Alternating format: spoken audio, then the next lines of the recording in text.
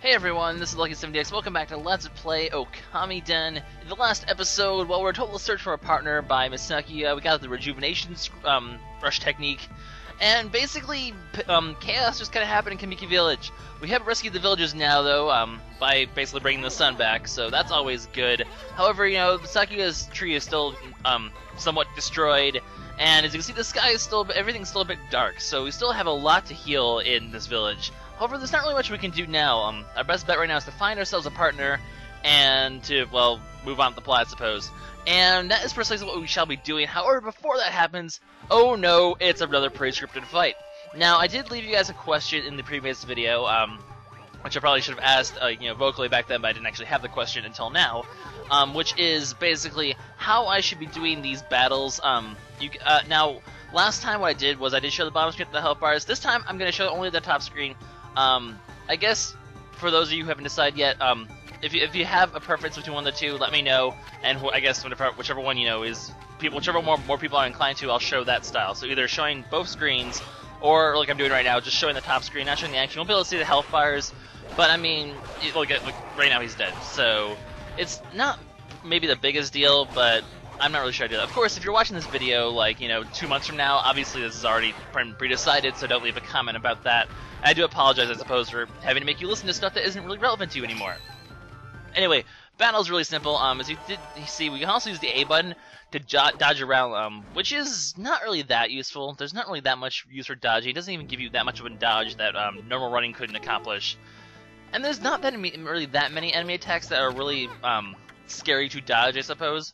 But it's there if you need it. Anyway, we're going to use our new brush technique to make ourselves a scarecrow. As you can see, there are some pretty complicated shapes you have to make with your stylus, but it's not too bad. I mean, like I said, the game's pretty lenient, so this is certainly easily going to count. So no problem there. We just made ourselves into the scarecrow. All right. Oh, there we go. Yeah, there we go. That's a creepy looking scarecrow. His face is just so weird. Anyway, so what happens when we help people out, or there's other methods we can get this as well, but looking at praise orbs. Praise orbs, as Issun says, is a source of our power. This is basically our EXP. We get this, we'll be able to level up, and through leveling up, we'll be able to get more health and more ink. It's not as varied as it was in the original Okami, where we can get, additional retries and money and stuff like that. You can only get health and ink, and it's predetermined. You can't pick one or the other. So we're going to get, the first one we're going to get, for example, is the health thing. Then after that, we're going to get another ink thing.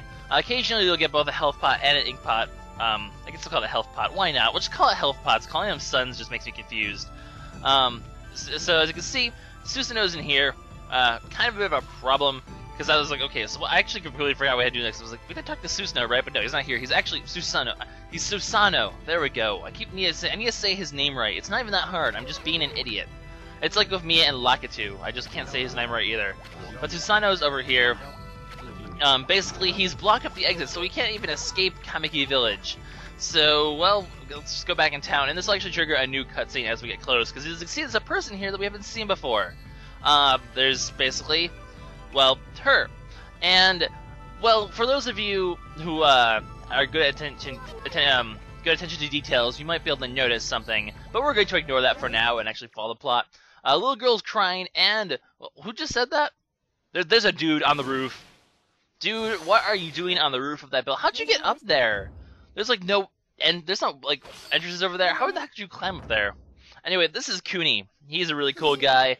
Looks very much like Susanoo, and that is because, well, for all intents and purposes, he is the son. Well, like we saw last time we were talking to Kushi, they have a son named Kuni, and this is that son. So as you can see, 9 months and he's already this big. Question mark, question mark, question mark. Well, this will be explained later, so don't worry about the whole semantics of that. But yeah, that is Kuni. He is going to be he's going to be a major character in this game. One of the biggest characters in the game, actually. Very, very important character. And that is because he actually is going to end up being our first partner. So in this game, what happens is you get different people who, like Issun and Kuni, ride alongside you, and they'll actually, unlike Issun, Kuni's actually be very helpful in battles, and you can do other sorts of stuff with him. We're going to get into that later when we get certain brush techniques. But for now, basically, it's the difference in Okami and Okamiden is the inclusion of these partners. They are like an additional puzzle-solving element that you'll be able to do. Each partner will have different abilities. Kuni's not going to be the only one. I kind of did already spoil that, but, you know, I guess there's no reason to keep that silent. There are multiple partners, and that's the cool part about it. Anyways, but Kuni's going to be our first one. There's going to be a few areas we get to complete with him, and he's a pretty good one. In terms of usefulness as a partner, he's pretty useful in battle, that's for sure. However, in general, and I guess he's just a decent all-around. He's just your very average partner. Nothing too special about him besides the fact that he has a sword. In terms of character, though, I'm not that big a fan of Kuni, to be honest. As you can see, he, like Susanoo back in Okami, is a complete and total coward, which is unfortunate. So the mention of monster just sets him into sweating fits and all that stuff. So basically, it's kind of like what we have to do in Okami, where we help Susanoo get brave. It's like, okay, we have to do the exact same character development over again right here. Which is like, okay, it's like Okami, but in kid version. Yay! I don't really care for it that much, to be honest. But we have to rescue this girl's mirror, which is in Hana Valley. Hana Valley is going to be our first official, what I want to call a dungeon. There's not really any concrete dungeons necessarily in this game. In fact, later in this video, we might actually be coming across what you could consider the first dungeon. However, basically, it's the first one. I consider the first dungeon for a reason, which we'll get into when we actually do Hana Valley. There's going to be some other stuff we do first, though. But yeah, so basically a really long cutscene where Kuni's like, I'm a great warrior, I'll save the day, and then he's secretly being a coward, and it's just, yeah, you are shaking because you're scared. Whenever you sit, yeah, you're definitely terrified. Why are you my partner? Issun, why are you making him our partner? He's a freaking coward. Don't do it. But no, Kuni is an extremely important character, so it needs to happen. He's going to be very important to the overall plot. The thing about this game is, there's kind of like early on, there's kind of not a very big overlying plot. There's no obvious overlying plot. There's just like small little plots that are unveiling over and over again. Like each section sort of has its own little mini plot. But trust me, in the end, these plots are going to start to come together in a way, and Kuni is going to be very key to that plot. So you'll see what happens when we get later, way later in the game, what happens there. Anyway, so he's made a promise to the young girl. That's all her name is. She's only a young girl. She's like the nameless man. Why can't you give these people names? I still love the emotion. Don't get angry at me. It's not my fault. I'm just a dog. You can't get angry at a dog.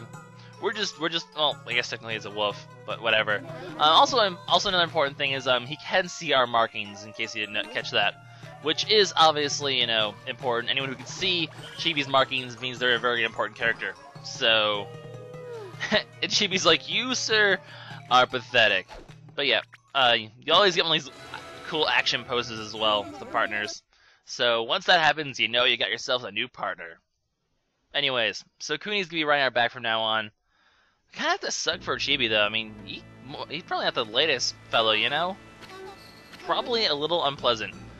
But anyways, we're gonna quickly save just because, save progress, and then we're going to move on to Kuni's thing. Basically, as he said, he's going to test us to see if we're good for a partner. Basically, what that amounts to is basically a new little it's like a little mini dungeon. It's like a little sample of what dungeons shall be. And we're going to start this in this video, and we'll be able to finish up next video and move on to the actual real dungeon in Hana Valley. I mean, like I said, I use the term dungeon loosely, but yeah. Anyway, a few things we can actually do before we go to the place, though. We can basically fix this thing, because we have the rejuvenation scroll now, so activate that, and we'll be able to get ourselves a nice full sake thing. You need to do this at some point in the game because it's going to be important later that this is fixed. But we're just going to do it ahead of time, just because if we get enough praise, we can actually level up and get our first, level up. So that's precisely what we're going to do. This should be enough to get that, I believe. And Kuni's like, whoa, you're crazy. Actually, I'm pretty sure you're supposed to do this after, You're supposed to do this after the thing we're supposed to go to. You're not supposed to do this yet. Kind of being a little bit ahead of order. You can tell by the way he just called Chibi, the name he just called him. You'll see why that's indicative that this is kind of out of order when we get to that later on. I didn't actually realize it was out of order until I just saw that name now. Little things you catch when you're LPing, you know? Anyway, so now we have 4 solar units. They're called solar units. Okay, that's what they're officially called. Well, I don't care. I'm calling them health pots. I guess I've been playing too much League of Legends or something. Anyway, one other thing we actually forgot to pick up in this village. I don't know if anyone's called me out on this or not, but there's actually a treasure in here as well that's probably worth picking up. But it's nothing major. It's just, I believe, it's one of those ink bones. Spirit ink, whatever. Thing. It's a thing. You got a thing. Yay! But yeah, we'll go ahead and pick one of those up. You know, always helpful to have those just in emergency cases. But that being said, we might as well go ahead and continue with the main plot now. What we need to do is head up to the viewing platform, for that is where... Okay, this is kind of weird, actually, this whole thing. That is going to come in a second here. Where basically, there's this area that only Kuni can see, and because he's right on our back, we can access it. But it's like, okay, why is there this random area that only you can go to? I don't know, but what it does end up actually, it leads you to an area that actually was in the original Okami. Actually, the first area you go to in Okami, the Cave of Nagi. I believe that's the first place you go in the original Okami. I remember there's definitely like something you go to in Sakuya's tree. I think this is the same thing. It's just that you access it from here for some reason now, which is kind of a bit weird. But yeah, we're just going to go ahead, jump into the light, jump through the light. It sounds like you're dying. Don't go to the light at the end of the tunnel. But yeah, somehow we end up in here. Just kind of a bit weird, I suppose. But this is sort of like a little maid dungeons. It's just a taste of what to come. And this is technically the first point in the game where you can get missable items, because once you don't have Kuni as a partner, you can never come back here. So as long as you have Kuni, you can come here and grab stuff. But if you once you lose him, this is completely, you can never come back here ever for the rest of the game, pretty much. So very important that you pick up everything you can here, which does amount to 2 masteries and a new enemy, I believe. The enemies, basically there's 2 types of enemies. There's the ones that we've had so far where we fight them in battle, and there's ones that we fight on the overworld in this sort of setting. This game, unlike Okami, which is really focused on the enemies that you fight, in those little battle scenes, this one's a lot more focused on enemies you fight in the overworld and solving overworld puzzles rather than, fighting battles. You don't fight that many battles in, like, with the imps and stuff like that. You mostly do these sort of things. So those are death bowlers, I believe they're called. Make sure you just kill one. As soon as you kill one, they're added to your inventory and they count towards the 100%. So now that we've killed one, we're good to go. I'm pretty sure it's the only new enemy in this area. So we just need to make sure we get the masterpieces, and they're not that hard to find this one. There's only 2 of them. So once we have that taken care of, I don't think there's any antiques here that we can't get elsewhere. The rare antiques don't really come into play later. They're probably the least thing to worry about. But yeah, make sure you pick up that one right there. That's important. And while we're grabbing a new mechanic here, as you can see, where we have these special light-colored bridges, only one person can actually end up going across it. So you can use the X button to let your partner off. This is a very important mechanic. It's going to obviously come into play with a lot of puzzles, holding down switches sort of thing. Switches like this, by the way, it depends on the color. The yellow one, anyone can press. I believe it's like the yellow one, anyone can press. The blue one's only, you need both people to press, and red ones, when we come across them, you can press down, but you need something to hold it down, or else it's gonna unactivate it. I think that's how the color system works. It's something along the lines of that. But basically, we're gonna have to. Whoa! Watch it, buddy. We're gonna have to leave Kuni on his own to solve these puzzles, and I guess the mechanic you need to worry about here is, he can take damage. As you see when you have him there, he does have a health bar. He can take damage, and if he does die, you do get game over. But that being said, there's usually like that whole health bar thing really only comes into play in one instance in the entire game that I really remember it being a big issue. Because for the most part, you don't really have to worry about your partner's health. It regenerates fully whenever you pick him up. So really, I mean, and also especially in this early point in the game, you don't really take that much damage. So yeah, I don't think it's really that big of a deal. So don't worry about too much about your partner's health bar. Kuni especially can definitely take care of himself. That's one of his strong points, is he can actually attack monsters who come near him, which is something other partners can't really do. So yeah. Anyway, we got a red imp here. These guys are important for something that we're not going to come across in this video because we don't have the means to really do it yet. But these guys, basically, you can basically get those little demon parts that we saw on the item screen back in the first video. You can get those, you can get items from enemies if you defeat them in a certain way. The red imp is the first case where we can actually get one of those special items.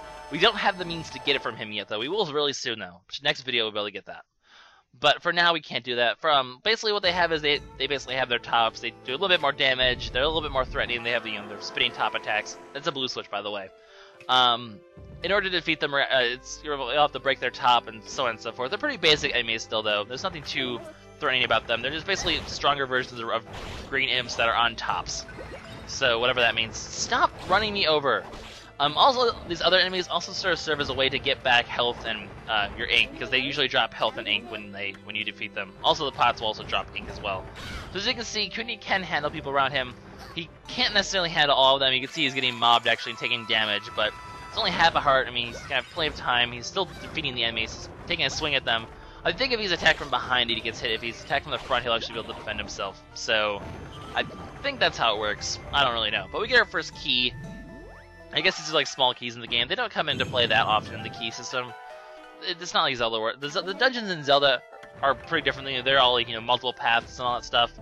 This one's a bit different. Anyway, these things look different. It's red. Now these ones are too heavy for even Chibi by himself to go across, so we're gonna have to find a new way of getting across there. However, well, basically only Kuni can get across them, but we have no way of doing that yet. For that, we're going to need, well, what you see over there. Also, random Starfield is random. Never really saw the point of this whole thing. But with this, we get ourselves a new brush skill. Whenever all the other brush skills, for the most part, well, not all of them, but most of the new brush skills, you're gonna find by basically finding statues in the dungeons. So, well, let's go ahead and draw this one. This one's actually a new one that wasn't featured in Okamiden, or in Okami. It's Okamiden only, because this one actually works with the partner system. It's a skill that revolves around the partner system. So, this spirit basically wasn't in the original Okami, and there's gonna be some spirits in, but you know, in converse, there's gonna be some spirits in Okami that aren't gonna be in this one. And they've also combined some of those skills. There's like 4 or 5 skills that are just like, I think more like 4. And there's like 4 or 5 actually that I'm thinking. There's 4 or 5 of those that are in the original Okami that aren't in this one, and then this one has like I think 2 new ones. So I do think there's less brush skills in this game than there was in the original Okami, which is a little unfortunate, but you know, all things being considered, it's probably just because, you know, time issues and stuff like that, you know, or space issues. You can only fit so much into a DS game as opposed to a PS2 or a Wii game. Anyway, these guys are penguins. I love these guys because the third one turns around the wrong way. I'm like, ha ha ha. They're the Michigami. I think that's how you'd say that. And what they're going to give us is the skill of guidance. What this will allow us to do is when we have our partner off our back, we can basically draw a line for the brush and guide him along that line to wherever you want to take him. So obviously, one of the major skills for that is going to be bringing Kuni across areas like those red bridges where we can't go, but he can. So we guide him across the bridge, he gets what's over on the other side, and then we'll be able to move on from there. We'll get a better explanation of it in just a little bit. But after that then, basically, I mean, that's the basics of the skill. You guide him along with a line. Now, this kind of seems pretty basic for now. Later in the game, though, you'll find characters that are a bit more unique in terms of where they can go and what they can do. And that's when the guidance skill is going to be a lot more useful, is guiding you know, these other characters places. And we're also going to get a skill, not necessarily in the near future, but not too far from now, that will also really greatly work in conjunction with guidance in order to get you places. You'll see what happens when we get to that point. For now, though, the main use of guidance is going to be crossing these red bridges and grabbing treasure or other things on the other side. So as you can see, you take him, you drag him across here, he'll go grab the treasure, and then you also guide him back, though. So you'll use a whole ink pot for these sort of things, where you use one to get across, and then one to get back. You can't do it all in one back and forth stroke. You have to do it one and one. Also, you'll notice the smoke is red. Basically, there's going to be different kinds of skills that allow you drawing lines from one to the other. The color of the smoke and the color of the line is determines which skill you're using. So red is for guidance. That's basically the important stuff. You'll actually see that when we quickly look at the guidance scroll here. But at that point, though, this is where I'm going to end the episode, guys. So we got ourselves a new scroll, a new brush skill, and we'll be using this next time. We're going to see what we can do while we complete the Cave of Nagi. So this is LuckySevenDX signing out. We've met Kuni. He's a pretty cool guy. He's going to be our buddy for a while, so get used to him. He's going to be pretty awesome. Alright, bye-bye, guys.